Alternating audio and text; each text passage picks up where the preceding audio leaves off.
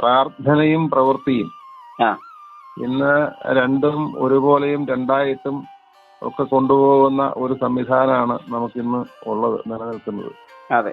അപ്പൊ ഇത് തമ്മിലുള്ള പ്രവൃത്തി, പ്രാർത്ഥന, ഇത് തമ്മിൽ സമാന്തരമായിട്ട് പോകേണ്ടതാണോ അതോ ഒരുമിച്ച് പോകേണ്ടതാണോ? ഇത് തമ്മിൽ എവിടെയാണ് ലിങ്ക്? എങ്ങനെയാണ് ഇത് തമ്മിൽ ഒരുമിച്ച് കൊണ്ടുപോകാൻ കഴിയുക? ഒരു പ്രാപ്തിയുണ്ട്. പ്രാർത്ഥന കഴിഞ്ഞാലും പ്രാപ്തി മനസ്സിനുണ്ടാകുന്നുണ്ട് ആളുകൾക്ക് എന്ന് തോന്നുന്നു. പ്രവൃത്തി കഴിഞ്ഞാലും ഉണ്ടാവും. രണ്ടിനും ഫലമുണ്ടല്ലോ. രണ്ടിനും രണ്ടു തരത്തിലുള്ള ഫലമാണ്. അതെ. അപ്പൊ രണ്ടു തരത്തിലുള്ള ഫലം ഒരു വ്യക്തിക്ക് കിട്ടിയിട്ട് കാര്യമില്ല. ആ വ്യക്തി ആഗ്രഹിക്കുന്ന ഫലം അദ്ദേഹത്തിന് കിട്ടിയാലേ ഇത് രണ്ടും കൊണ്ട് പ്രയോജനമുള്ളൂ. അതെ അതെ. അപ്പൊ ഇതിന്റെ രണ്ടിന്റെയും ഫലവും രണ്ടും എങ്ങനെ കൊണ്ടുപോകണം എന്നതിനെ കുറിച്ചും പ്രണവവേദയിൽ കൃത്യമായി സൂചിപ്പിച്ചിട്ടുണ്ടാവും. ഉണ്ട്. അത് അങ്ങ് ഒന്ന് വിശദീകരിക്കാമോ?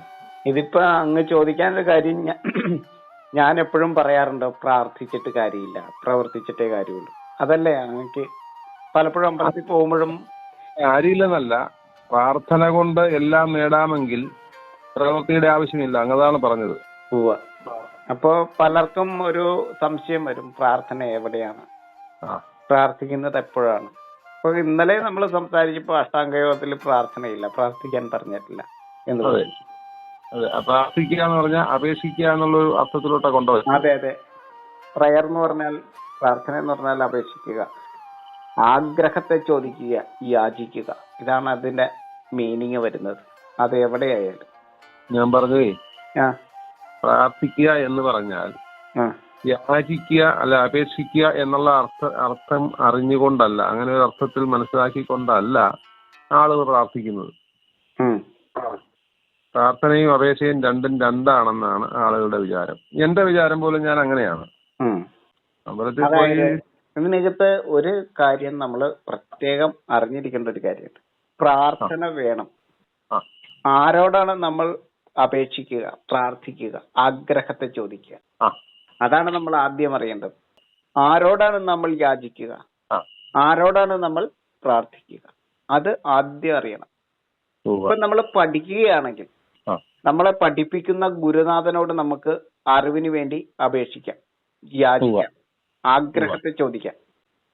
ഇപ്പൊ നമ്മൾ അർഹരാണെങ്കിൽ നമുക്ക് അതിന്റെ അർത്ഥത്തെ പറഞ്ഞു തരും. ആ ആഗ്രഹിക്കുന്നതിനെ, അതായത് അർഹരാണെങ്കിൽ നമുക്കത് സാധിച്ചു തരും. ഗുരുനാഥനോട് ചോദിച്ചാൽ ഗുരുനാഥൻ ആ ആഗ്രഹത്തെ, ആ അപേക്ഷയെ സ്വീകരിക്കും. അപ്പൊ അങ്ങ് പറഞ്ഞതിനകത്ത് ചെറിയ ഒരു സംഭവമുണ്ട്.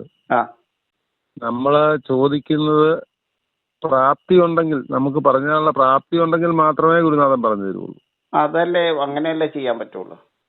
ഇപ്പോൾ മാതാപിതാക്കളോട്, അടുത്തത് വരുമ്പോ കുറച്ചും കൂടി ക്ലിയർ ആവും. അച്ഛനമ്മമാരോട്, മാതാപിതാക്കളോട് നമ്മൾ ആഗ്രഹത്തെ ചോദിക്കുന്നു, അപേക്ഷിക്കുന്നു, യാചിക്കുന്നു. അർഹരാണെങ്കിൽ നമുക്കത് ലഭിക്കും. ഇപ്പൊ വീതം ചോദിക്കുകയാണ്, നമുക്ക് അർഹരാണെങ്കിലല്ലേ കിട്ടുള്ളൂ.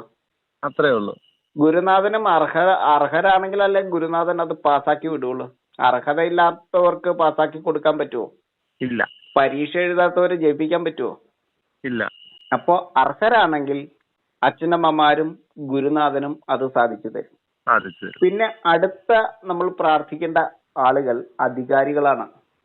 നമ്മൾ അധികാരികളോടാണ് പ്രാർത്ഥിക്കേണ്ടത്, ആഗ്രഹത്തെ ചോദിക്കേണ്ടത്, യാചിക്കേണ്ടത്, അപേക്ഷ വെക്കേണ്ടത് അവിടെയാണ്. അർഹരാണെങ്കിൽ ഇപ്പൊ റേഷൻ കാർഡിനായാലും ഒരു കിണർ കുത്തണമെങ്കിലും നമുക്കൊരു ശൗചാലയം വേണമെങ്കിലും അപേക്ഷ വെച്ചാൽ, പ്രാർത്ഥിച്ചാൽ നമ്മൾ അർഹരാണോ നമുക്കത് കിട്ടും. പിൻവാതിലിലൂടെയല്ല, അർഹരാണെങ്കിൽ നമുക്കത് കിട്ടും. ഇതാണ്.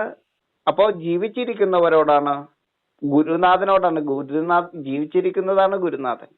അച്ഛനും അമ്മയും ജീവിച്ചിരിക്കുമ്പോ, അധികാരികൾക്ക് അധികാരമുള്ളപ്പോ നമുക്ക് പ്രാർത്ഥിക്കാം. എന്നാൽ ഇപ്പൊ ഈ പഠിപ്പിച്ചുകൊണ്ടിരുന്ന ഗുരുനാഥൻ മരണപ്പെട്ട ശേഷം ആ ഗുരുനാഥനോട് അറിവിന് വേണ്ടി യാചിച്ചാലോ? ഗുരുനാഥൻ മരിച്ചു. ഗുരുനാഥൻ മരിച്ച ശേഷം ഗുരുനാഥന്റെ അടക്കിയ ഇടത്ത്, ദഹിപ്പിച്ച ഇടത്ത്, അല്ലെങ്കിൽ ഖബർസ്ഥാനിൽ നമ്മൾ പോയി നിന്നിട്ട് അറിവിന് വേണ്ടി യാചിച്ചാൽ, ആഗ്രഹത്തെ ചോദിച്ചാൽ നമുക്കത് ലഭിക്കുകയില്ല. പ്രതിഫലം കിട്ടുകയില്ല. നമ്മുടെ രക്ഷിതാക്കൾ മരണപ്പെട്ട ശേഷം ആ സ്നേഹത്തിന് വേണ്ടിയോ ആഗ്രഹത്തിന് വേണ്ടിയോ വീതത്തിന് വേണ്ടിയോ യാചിച്ചാൽ നമുക്കത് ലഭിക്കുകയില്ല. ഇല്ല. പ്രാർത്ഥിച്ചാൽ ഫലം കിട്ടുകയില്ല. ഓ അവിടെ പ്രാർത്ഥിച്ചിട്ട് കാര്യമുണ്ടോ? ഇല്ല. അധികാരം നഷ്ടപ്പെട്ട അധികാരിയോട് നമ്മൾ ആഗ്രഹത്തെ ചോദിച്ചാലോ, അപേക്ഷിച്ചാലോ, യാചിച്ചാലോ നമുക്കത് ലഭിക്കുകയില്ല. കാരണം പ്രാർത്ഥിച്ചാൽ ഫലം കിട്ടുകയില്ല.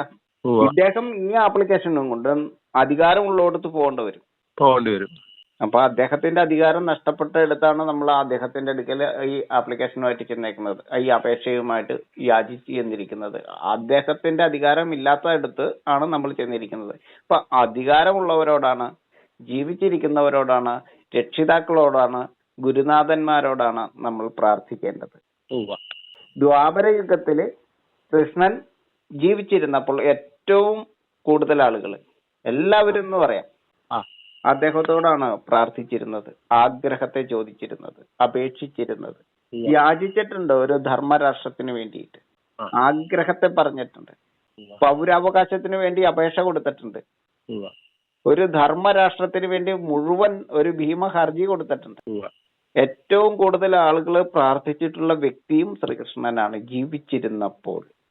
പ്രാർത്ഥനീയം എന്നാണ് ദ്വാപരയുഗത്തിന്റെ പേര്. പ്രാർത്ഥനീയം.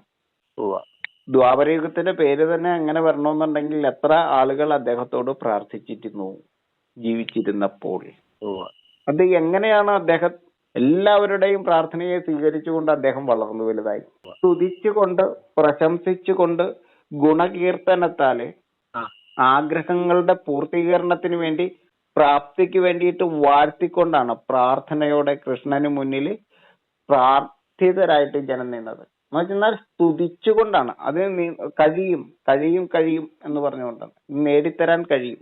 പ്രശംസിച്ചുകൊണ്ടാണ്, സ്തുതിച്ചുകൊണ്ടാണ്, ഗുണകീർത്തനങ്ങളെ പറഞ്ഞുകൊണ്ടാണ് നിന്നത്, വിമർശിച്ചത് കൊണ്ടല്ല. അവിടെയാണ് ഭക്തി എന്ന് പറയുന്ന ആ അവസ്ഥ വരുന്നത്. അവിടെയാണ് ഭക്തിയുടെ ദേവതാഭാവമായിരിക്കുന്ന ഹനുമാനെ നമ്മൾ മാതൃകയാക്കേണ്ടത്.